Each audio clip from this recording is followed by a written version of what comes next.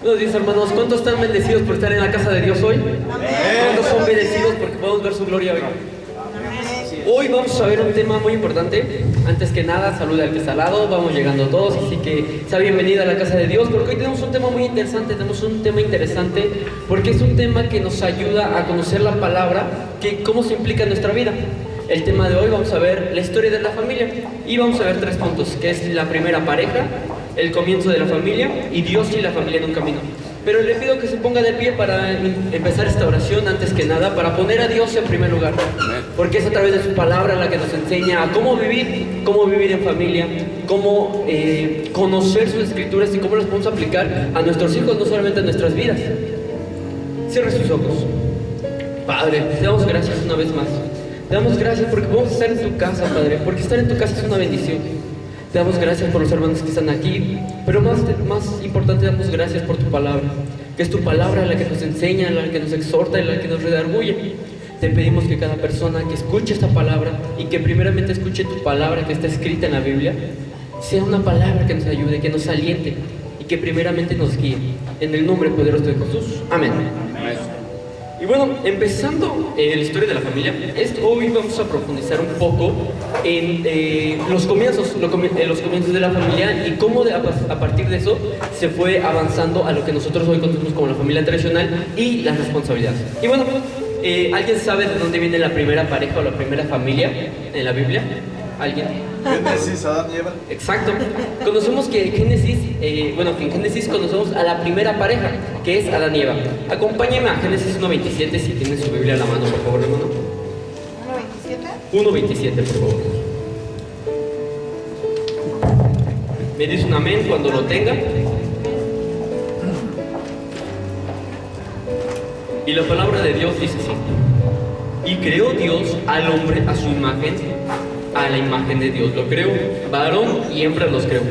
En esta parte de Génesis 1.27 es muy importante recalcar que en esta parte Dios estaba creando al hombre y la mujer. Pero si usted le pido que se concentre muy bien en esos 2 versículos, en el capítulo 1 y en el capítulo 2, ya que en el capítulo 1 es donde habla de la creación, habla del primer día hasta el 6º día, pero en el capítulo 2 es un capítulo hermoso, porque en este capítulo nos desarrolla un poco más del día 6º.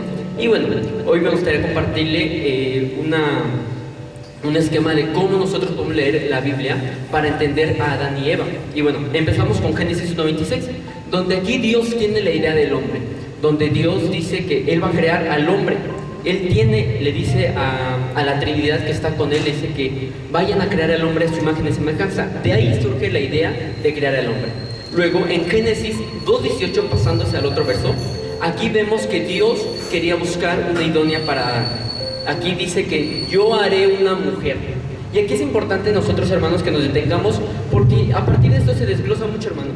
Aquí habla de que Dios ya tenía pensado y que lo iba a hacer. Dice, yo haré, en la Reina Valera, dice específicamente, dice, y dijo Jehová Dios, no es bueno que el hombre esté solo, le haré ayuda. O sea, aquí Dios está hablando de un futuro que ya lo va a hacer. No dijo, voy a ver si lo hago. Pero aquí es muy profundo esto, porque Dios quería que conociera que Adán no ayuda idónea en donde él estaba. Que alguien sabe con quién estaba Adán y Eva antes de que Adán. ¿Alguien sabe dónde estaba Adán? ¿Con quién estaba Adán antes de Eva? Exacto, con los animales. Y aquí vamos a pasar al 2.19, donde dice que Jehová formó a los animales Dios formó a los animales enfrente de Adán para que les pusieran nombre. Pero aquí es donde Adán pues está en busca de una idónea. Y ustedes se preguntarán, ¿dónde dice eso en la Biblia? Nos pasamos en Génesis 2.20, donde dice, y puso Adán nombre a toda bestia y ave de los cielos, y a todo ganado del campo, mas para Adán no se halló ayuda idónea para él. O sea, aquí me gustaría hacer énfasis de que Adán estaba buscando su ayuda en los animales. ¿Se imaginan eso, que Adán tuviera su ayuda en un perro, en una vaca, en un pájaro? Sonaría ilógico, ¿no? Pero aquí vemos otra vez que en Génesis 2.18 Dios ya tenía la idea de su ayuda, pero quería que se diera cuenta que la ayuda idónea para el hombre tiene que ser carne de su carne, hueso de su hueso. Y es donde pasamos a Génesis 2.21, donde aquí toma Dios una costilla de Adán para formar a la mujer. Y es aquí donde Adán se da cuenta que en toda la tierra no va a haber una ayuda idónea como su carne, como su hueso. Y bueno, en Génesis 2:27, que es el mismo versículo que Génesis 1:27, vemos que Dios termina una de las obras, que es la creación, la multiplicación de los hijos. Donde aquí ya crea a la mujer, y lo dimos donde dice, y de la costilla que Jehová Dios formó del hombre, hizo una mujer y la trajo al hombre. Es decir, aquí donde Adán reconoció, cuando él dice, es carne de mi carne y hueso de mi hueso, reconoció que ella era su ayuda. Porque había visto a muchos animales, les puso un nombre y todo. Pero es esta donde Dios quería que se diera cuenta Adán que la mujer es muy especial para él. Que es tan especial que es carne de su carne, hueso de su hueso. Es su complemento. Entonces, pasando a Génesis 1:28, vamos a seguir con esto. Porque aquí habla de la bendición que Dios le da, pero para que puedan ser un matrimonio. Es decir, cuando Adán conoce a Eva, cuando la trajo Dios, cuando Dios trajo a Eva al hombre, es aquí donde ellos se reconocen, pero todavía Dios no los bendecía. Y en Génesis 1:28 vemos esa bendición, donde dice, y los bendijo Dios, y les dijo, fructificad y multiplicaos, llenad la tierra y sojuzgadla, y señorad en los peces del mar, en las aves de los cielos, y en toda bestia que se mueve sobre la tierra. Es aquí donde vemos que Dios bendice esta pareja, y que pasan de ser una pareja a ser un matrimonio. En Génesis 2:23, aquí Adán reconoce a Eva como su ayuda idónea y la reconoce como aquella ayuda que Dios le había entregado. Y bueno, en Génesis 2:24 vemos lo que es el principio fundamental del matrimonio. Pero usted se preguntará por qué hablamos del matrimonio si vamos a hablar de la familia. Porque es importante que de la familia se crea antes con una pareja, que esa pareja está decidida a ser su ayuda y que esa pareja quiere ser bendecida por Dios. Es aquí donde vemos que en Génesis 2:24 hay una decisión entre Adán y Eva que es: por tanto dejará el hombre a su padre y a su madre y se unirá a su mujer y serán una sola carne. Esta es otra verdad bíblica, hermano. Aunque usted parezca o no tenga sentido, aquí lo que Dios nos quiere dar a entender es de que el hombre y la mujer se harán una sola carne. ¿Alguien tiene idea por qué es necesario que se hagan una sola carne? ¿No? El tema es de que ellos se necesitan que se hagan una sola carne para poder educar a sus hijos, para que ellos sean un complemento, como también se van a ayudar en trabajo, en familia, pero también a la hora de educar hijos también se van a hacer una sola carne, van a ser una sola familia. Y bueno, me gustaría terminar con Génesis 4:1 en esa parte de la primera pareja de la Biblia, y es, en Génesis 4:1 dice, conoció a Adán a su mujer Eva, la cual concibió y dio a luz a Caín, y dijo, por voluntad de Jehová he adquirido de varón. Aquí nos habla de que en este principio de Génesis 4 se convierte de un matrimonio a una familia. ¿Y por qué es importante mencionar esto? Porque aquí dice algo muy importante Eva, que dice, por voluntad de Jehová he adquirido al varón. ¿Alguien sabía cuántos tienen hijos de aquí? ¿Puede levantar su mano, hermano? ¿Y los quiere mucho? Amén. ¿Y qué tanto aumentaría su amor si les diría que es una bendición de Dios? Pero no una bendición cualquiera, es una bendición grande. Porque hoy me gustaría que me acompañaran a Isaías 45:18 y vamos a hablar un poco de los hijos en esa parte. Porque cuando la familia de Adán y Eva empiezan a tener hijos, también empiezan a tener responsabilidades. Y en 45:18 nos dice, porque así dice el Señor, Él creó los cielos, el Dios que formó la tierra, que la hizo y que la estableció, que no la creó para dejarla vacía. Eso es importante, hermano. Nos vamos a quedar aquí tantito. Porque Dios no creó una tierra, no la creó en 6 días para que se quedara vacía. Cuando Dios le dice a Adán y Eva que sean fructíferos, es porque había un propósito, que no se quedara su obra sin terminar. Es por eso donde yo le mencionaba que cuando Dios creó a Eva, para Adán, es donde también empieza a terminar su obra. Porque aquí dice que no la creó para dejarla vacía. Pero después dice, sino que la formó para ser habitada. Yo le pregunto, hermano, ¿Dios creó la tierra para ser habitada para los animales? ¿Para las plantas? No, ¿verdad? Sí, es su hogar, pero es mucho más importante entender que en Isaías 45:18 Dios nos revela que la tierra fue para nosotros, que fue para que nosotros habitáramos. Y es aquí donde vemos que también el tener hijos es una responsabilidad y un regalo, porque cumple con el propósito de Dios que la tierra fuera habitada. Y bueno, ya como último me gustaría mencionar esta parte de los hijos, que es una responsabilidad de Dios, de una persona por la cual Jesús murió. ¿Alguien puede entender esa parte? Es bonito tener un hijo, hermano, pero yo cuando leí este versículo, la verdad es que sí me quedé sorprendido. porque es una responsabilidad de una alma por la que Jesús murió. No es cualquier persona, no es a lo mejor un hijo, porque en esta sociedad siempre se ha visto como a los hijos como una carga. Pero cuando nosotros entendemos la palabra de Dios, y está en 2 de Timoteo 3:15 igual, para que usted pueda ver que es verdad lo que digo, porque la palabra es para eso, es para que nosotros veamos las verdades que Dios tiene para nosotros. Entonces, un hijo es esta responsabilidad que Dios le da a los padres y una vida.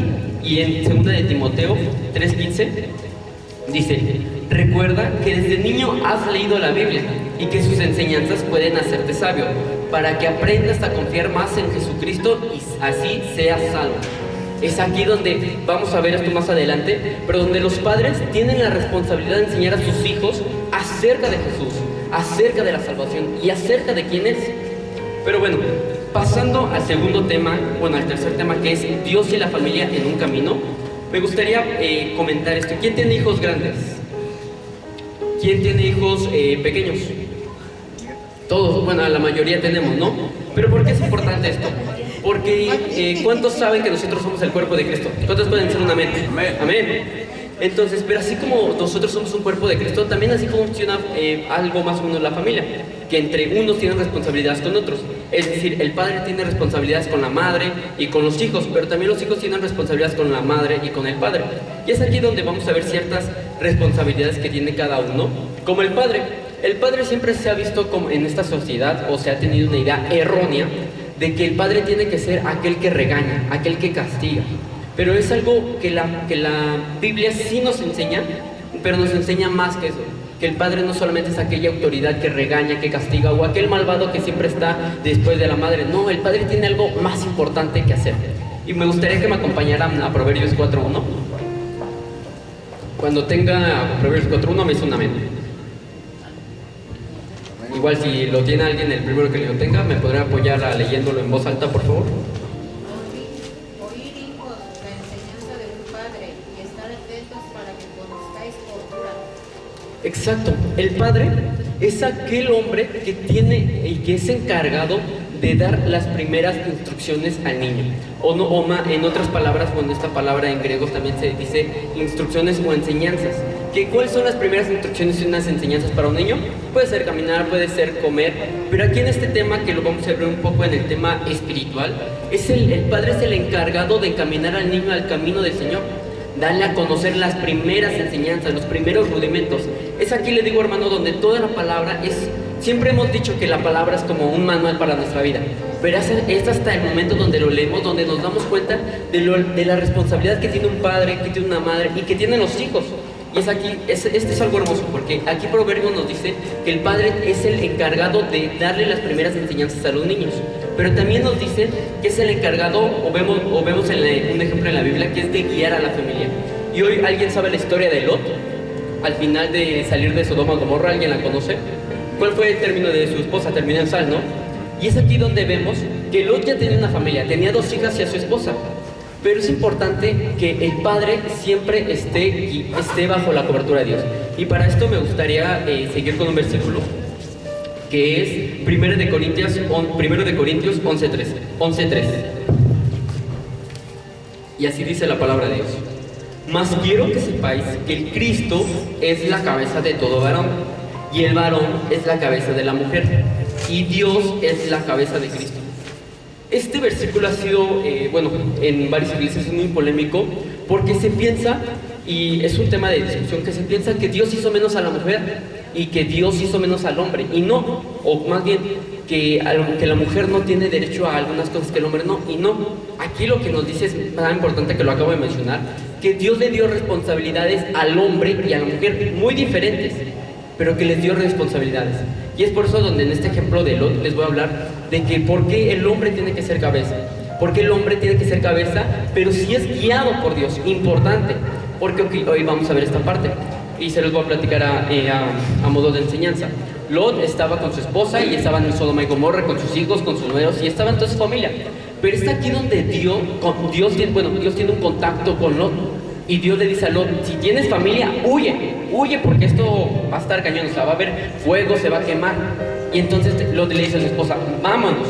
Pero ¿qué pasó aquí? En este lapso que le acabo de contar, Lot tenía una relación con Dios. Lot era guiado por Dios. Entonces es aquí donde nos muestra que Cristo es la cabeza del varón, pero el varón tiene que estar sujeto a Cristo. El varón debe de estar sujeto a las enseñanzas. El varón debe de seguir las enseñanzas y compartirlas a su familia. ¿Cuál fue la indicación de Lot o qué fue lo que hizo Lot? Lot escuchó a Dios, y cuando escuchó a Dios le dijo a su familia, Lot le dijo a su familia, Dios me acaba de decir esto, vámonos, porque estamos siendo guiados por Dios. Porque Lot pudiera decir, pues sí, pero déjame quedar un rato más, ¿no? O la mujer le pudo decir a Lot, no, es que tengo que entregar panes, ¿no? Que comían eso en ese tiempo. Pero no, Lot, la mujer hizo caso en ese momento. Pero cuando la mujer desobedeció al hombre, pero no desobedeció solamente al hombre, desobedeció a Dios, la enseñanza y la ordenanza. ¿Qué fue lo que pasó? Pereció. ¿Cómo pereció? Volteando y convirtiéndose en sal. Es aquí donde vemos que el hombre tiene que guiar a la familia. Y este ejemplo es un claro ejemplo de cómo un hombre puede ser guiado por Dios, pero que también tiene que guiar a su familia con la palabra. No con yo soy el hombre, yo estoy aquí como dice el pastor, mis cacahuates truenan, no.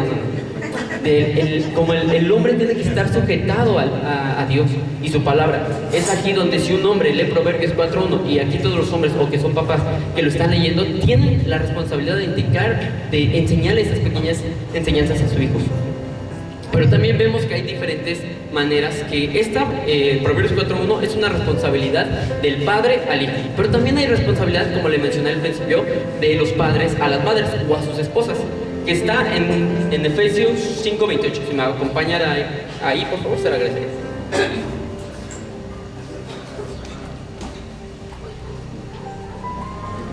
Me dicen un amén si lo tienen ahí, por favor. 5:28.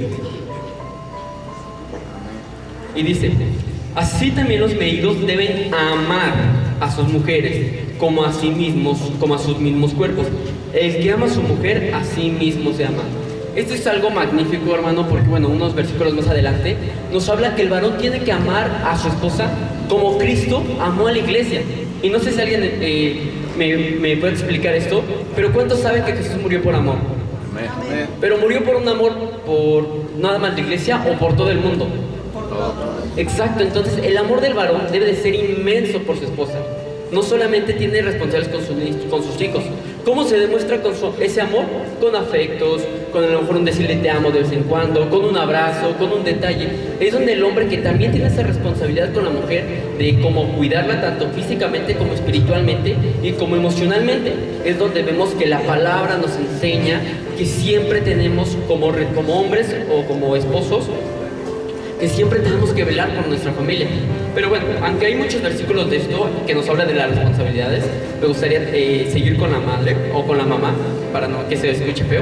Y que una de las responsabilidades de la mujer no es educar. Siempre se ha tenido esa cultura que la madre es la que educa, que la mamá es la que regaña, la que enseña. Y no, tanto como, es lo que mencionamos al principio, la mujer y el hombre se harán carne una sola, para que los dos eduquen. Porque ciertamente en esta sociedad siempre hemos vivido en un tema de que no, es que ve con tu mamá para que te diga, no, ve con tu papá, o no, tu mamá me dijo esto, no, o tu papá me dijo esto. Eso ya es división, hermano. Y aquí le quiero hablar de que los dos tienen responsabilidades de educar a sus hijos, aunque son diferentes, porque en Proverbios 4:1 nos habla de una enseñanza de los primeros rudimentos de la fe como lo hemos conocido. También la madre corrige, pero corrige de diferente manera, y lo vamos a ver en Proverbios 19:18, si me podrá acompañar, por favor.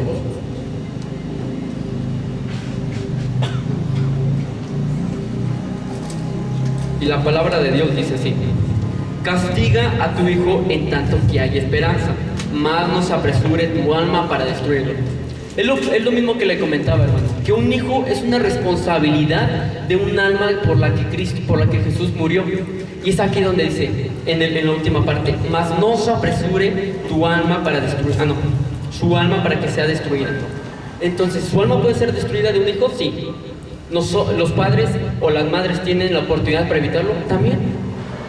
Pero es nosotros donde no entendemos o no conocemos la palabra y no sabemos que podemos hacer eso. Porque siempre es como de, hijo, no lo hagas, por favor. Pero cuando un padre entiende que su hijo se puede perder, ¿cuántos daría la vida por su hijo? Amén.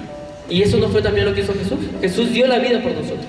Yo estoy seguro que aquí hay muchos padres que aman a sus hijos y que estarían dispuestos también a sacrificarse por ellos.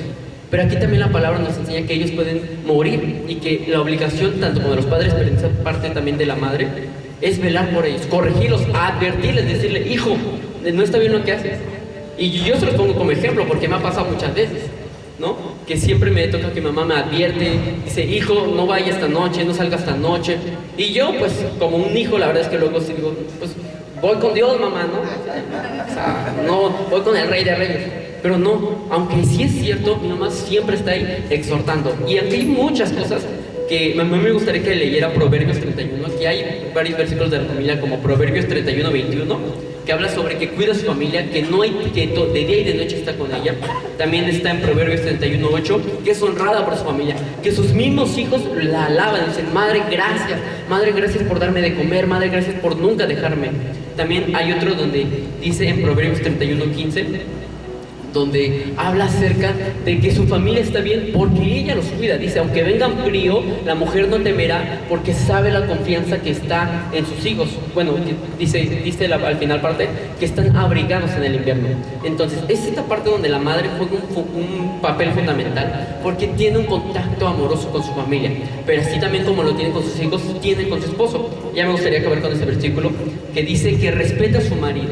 Y es en Efesios 5:33. Y me gustaría dejar este punto claro, porque no es una sumisión de parte de la esposa al esposo. Eso es algo que siempre se ha malentendido o siempre se ha pensado, de que Dios le ha dicho a la mujer, tú tienes que hacerle a tu esposo, tienes que hacerle caso a tu esposo, pase lo que pase. Pero no, hermano, aquí yo se lo comenté con Lot, si el esposo está bajo la sujeción de Dios, bajo la cobertura de Dios, esa familia va a ser próspera. Pero si el esposo no está bajo la dirección de Dios, va a pasar cosas malas, y lo tenemos en muchos versículos. Entonces, ¿qué va a pasar con este caso? La mujer también tiene que utilizar la palabra para decirle a su esposo, oye, mira, a mí en lo personal me gustaría, pues no sé, si vamos a hacer esto, pues hay que orar antes, ¿no? Es por eso su ayuda, pero también tiene que respetar las decisiones de su esposo, porque la esposa no sabe si esa decisión viene de Dios o viene del hombre. Pero al final de cuentas, Dios le va a pedir Dios va a pedir cuentas de las decisiones que haya tomado el hombre sobre su familia. Y es por eso donde digo, el padre juega un papel importante, la madre también. Pero los hijos creo que es un tema más complicado, porque hay muchos versículos que nos hablan de nosotros los hijos para ellos. Aunque los padres y las madres tienen responsabilidades para nosotros, como los hijos tenemos mucho más responsabilidades con los padres. Y es algo que se ha olvidado mucho, porque está entre algunos provencionales, está el escuchar a sus padres, que está en Proverbio 1:5, que dice el que escucha es sabio, y el que lo retiene se vuelve más inteligente. Yo le quiero, haga nada más esta memoria haga esta imaginación en su mente. Imagínese que su hijo escuchara, y que Dios le dijera, eres sabio, pero ahora vas a ser más sabio.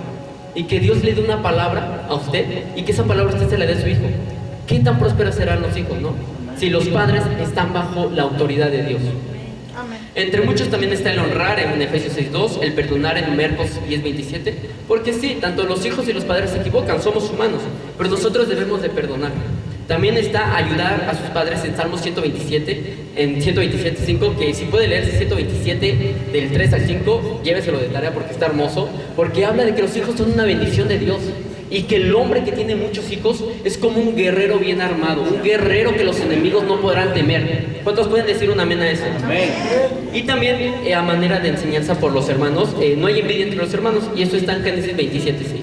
Esta es una pequeña historia de Esaú, cuando Jacob tuvo la envidia de Esaú porque iba a ser bendecido por Dios. Pero esa está toda la palabra, es inspirada por Dios para enseñar. Pero nosotros tenemos que conocerla para poder enseñarle a nuestros hijos, para poder enseñarle los primeros rudimentos. Porque si hay envidia entre los hijos o entre familia, tenemos que enseñarle que Dios jamás nos llamó a ser una familia envidiosa. Y aunque me pasó un poquito de tiempo, hermanos, perdónenme, me gustaría terminar con este versículo que es hermoso, que es Oseas 4:6. Que yo sé que algunos hermanos sí ven, yo sé que algunos otros no, y no hay nada de malo, no es juzgar, pero este hermoso habla especialmente a los siervos.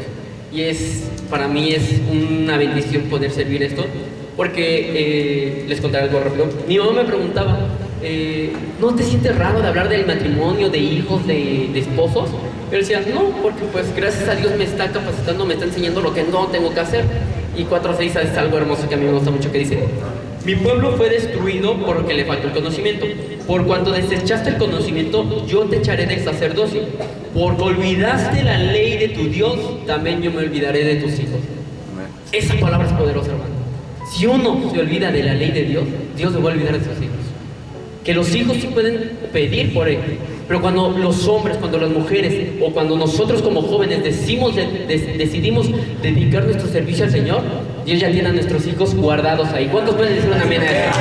Denle un aplauso al Señor, pónganse de pie, por favor. Me gustaría hacer una oración. Si tienen ahí a sus hijos al lado, denle la mano, abrácelos. Y es una bendición estar con los hijos. A veces los hijos no están, a veces nuestros padres no están, pero dice la palabra que Dios es el Padre de los huérfanos. Que aunque mi padre y mi madre me dejare, con todo que me recogerán. Y si está con sus hijos, también haga un propósito con ellos. Ya sea que tenga el propósito de orar por ellos cada mañana, haga un propósito en familia, haga un propósito de hacer, aparte de los devocionales, leer una lectura bíblica para que su fortaleza en familia se cumpla. Cierra tus ojos. Dios, te damos gracias por tu bendita palabra, te damos gracias porque tu Biblia nos enseña cada día más, nos enseña a cómo ser como esa familia que tú deseas. Te damos gracias por los hijos, por los padres, por los abuelos, por cada generación que está representada aquí, Padre. Pero también yo te pido que sea tu palabra la que nos ilumine, Padre, que a la luz de Cristo, Señor, todos hemos fallado, mas también a tu luz todos podemos encontrar la salvación, podemos encontrar esa disciplina que necesitamos, Padre. Si hay aquí, Señor, problemas de perdón, ayúdanos a perdonar, Padre, porque es tu palabra que cuando nosotros perdonamos a nuestros hermanos, también nos perdonarás tú, Padre. En el nombre poderoso de Jesús, amén. Denle un fuerte aplauso al Señor, porque eres el único que lleva la gloria y la honra.